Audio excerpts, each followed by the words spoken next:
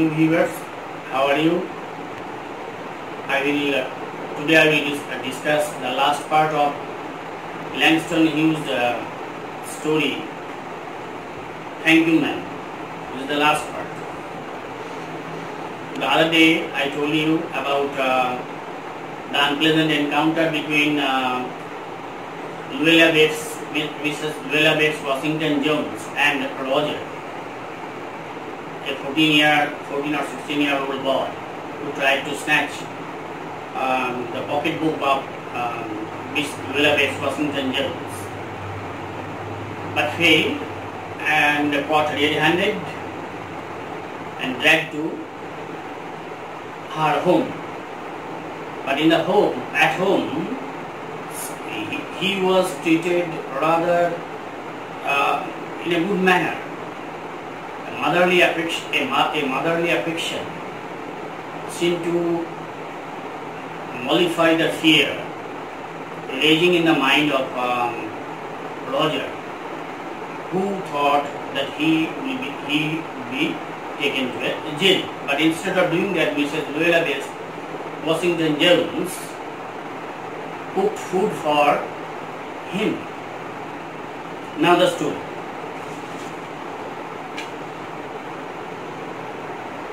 I wanted a pair of blue suede shoes, said the boy. When the boy was asked, why did he latch into, why did he try to snatch her pocketbook? And in reply, the boy said quite innocently that he wanted a pair of blue suede shoes. Well, you didn't have to snatch my pocketbook to get some blue suede shoes, said Mrs. Luella Bates Washington Jones. You could have stopped it. This line is important. You could have asked me. Again, it is a dialectical variation, one of the examples of Afro-American dialect. He should ask for some money to buy blue suede shoes. Man, Roger was taken aback at the gesture shown by the lady. The water dripping from his face. The boy looked at her. The water was percolating, and the boy looked at her. He seemed to be puzzled. He couldn't believe his ear. There was a long pause, a very long pause. After he had dried his face and not knowing what else he did to dry it again. What else to do? Dry it again? Because he is rather flabbergasted. So that's why he looked stupid. The boy turned around, wondering what next.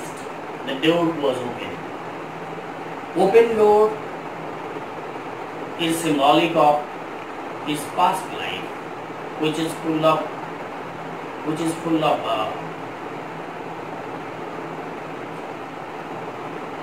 dark side of man's character, of his character. So here, and he could make a dash for it, dash it down now. He could rush. He could run and lead the life of a thief. He could run. The woman was sitting on the daybed. Daybed, I saw the word. It's just a bed for relaxation, only for sitting, and the sitting room. After a while, she said, "I was young once, and I wanted things I could not reach. You wanted a pair of blue suede. That's why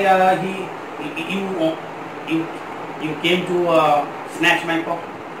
But when I was young," the lady said, "when she was young, she had many desires and aspirations. But to fulfill her desires and aspirations, she didn't take recourse to this wrong path or wrong way." There was another long pause. The boy's mouth opened. Then he frowned, but not knowing me.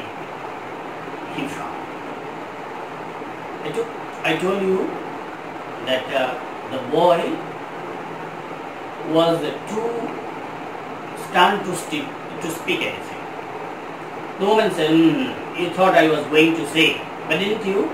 You thought I was going to say, but I didn't snatch up at people's properties.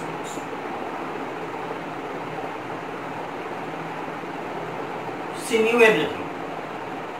That despite when she was young, she had many cravings, many desires, but she didn't snatch no people's pocketbooks. Well, I wasn't going to say that. The lady said that she was not going to say anything like that. Oh, silence. I've done things too, which I will not tell you, son, neither tell God, if you didn't already know. Well, I've done many things, which at that time she did not want to blab it out to him. And she makes a humor by saying that if God does know, but you know that God is omniscient. God is omniscient. He knows everything. So you sit down. Sit down. Sit down means sit down. American dialect. Well, I fix something to eat. Fix a something to arrange something. You might run that comb through your ear. You will listen to it.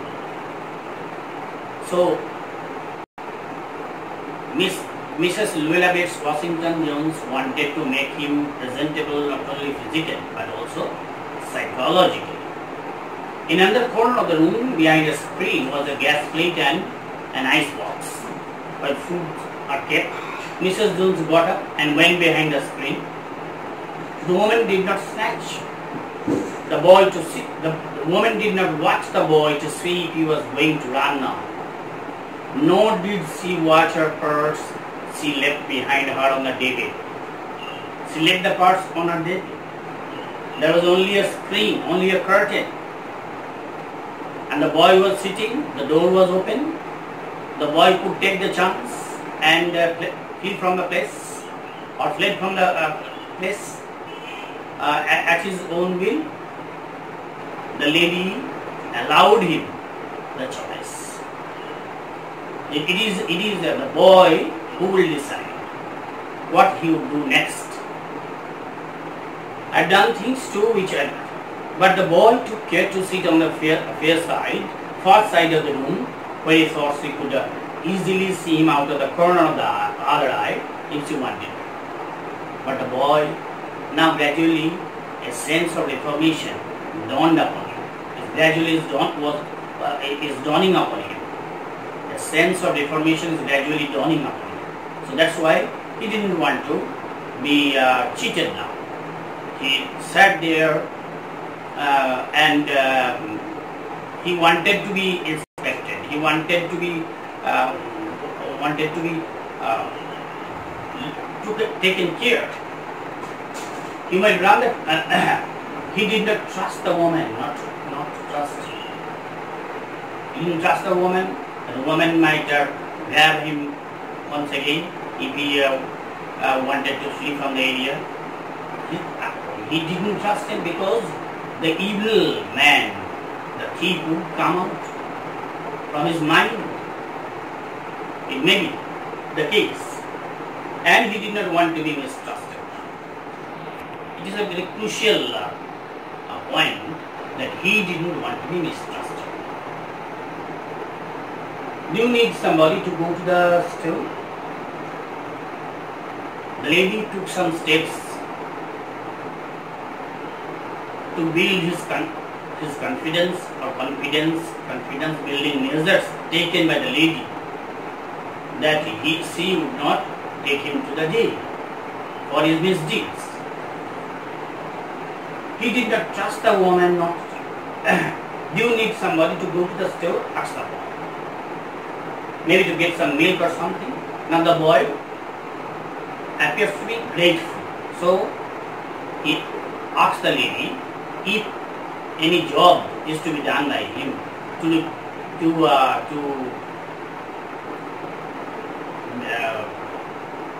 makeup, the date, the makeup, something the lady had given to him. Don't believe I do, said the woman, unless you just want to make one sweet milk. I was going to make kuka out of this canned milk I got you. So everything was in the house, so you need not be worried about things at home. That will be fine, said the boy. The boy declared that it will be fine. She heated some lima beans and ham, which were in her house, and set in the ice box, made the kuka and arranged the table. The woman did not ask the boy anything about very late. So long. Though they were engaged in conversation, long conversation, but even till then, she did not ask a single word about his identity, or his folks, or anything else that would embarrass him. Instead, as they ate, she told him about her job in a hotel beauty shop, that stayed open late, what the work was like, and how all kinds of women came in and out, blondes, redheads, and Spanish. It was later meant for different kinds of ladies used to frequent the beauty shop. Then she cut him a half of her 10-cent cake. The value of the cake, the cost of the cake was 10 cents, and half of it was given to the boy. He supposed, just like the mother. The mother will just, she said. When they were finished eating, she got up and said, "Now you take this $10 and buy yourself some blue sweets." So after giving him square meal, she offered him $10 to buy blue sweets. And next time, do not make the mistake of latching on to my pocketbook, not anybody else's. She advised him not to steal anymore, to satisfy or to fulfill his desires. Because shoes come by devilish like that will burn your feet. This is more Christian. The Christian, she's a virtuous lady, and a virtue, an ideal Christian woman is giving advice to a boy who appears to be different for the time being, that shoes don't steal from others to fulfill your desires. It's a sin. I've got to get my rest now. But I wish you would behave yourself, son, from here on. Say advice again to lead his life honestly from then on. She laid him down the hall to the front door and opened it. "Good night, behave yourself, boy," she said, looking onto the street. Again, she reminded him that he must behave himself. He must maintain his honesty, sincerity. The boy wanted to say something else other than "thank you, ma'am" to Mrs. Luella Bates Washington Jones, but he couldn't do so as he turned at the barren stoop and looked back at the large woman in the room. Though he tried to express his gratefulness or gratitude to her, he couldn't do that. He barely managed to say thank you before she shut the door. But the lady was not expecting a long, high-falutin or high-sounding speech from a boy. She just helped him to tide over the difficulties, helped him to come to the right path and nothing else. She did her duty like a virtuous lady, and he never saw her again.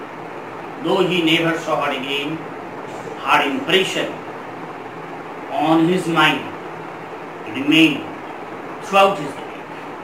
And the impression is that he will stick to the right path, the honest path to lead his life. So this is the end of the story. The end of the story suggests that there is a slight regret on the part of the boy not to express his gratitude fully to the lady who helped him a lot to reform himself. But this is the ending. The ending is in consonance with the tone of the story. There is nothing. The lady didn't expect anything more from the boy. So let us call it a day. Now there are some important meanings. Look at the whiteboard. Spring means curtain. Trust means to believe. If it is noun, it may mean faith. Embarrassed, to make someone feel ashamed.